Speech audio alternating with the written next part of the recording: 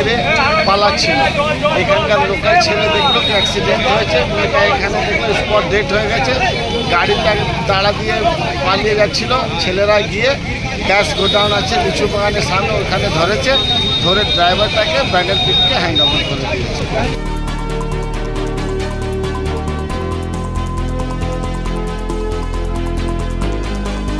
বাচ্চাটা সাইড দিয়ে যাচ্ছিল, পেছন থেকে গাড়িটা পেছন থেকে? হ্যাঁ। মানে কি ওকে ধাক্কা মেরে ফেলে দিয়েছে? হ্যাঁ, পেছন থেকে লরিটা মেরে। বাচ্চা তো সেখানেই মারা গেছে শুনলাম। লরিটা পালিয়ে যাচ্ছিল তো লিচু বাগানে আমরা আটকে ছিল।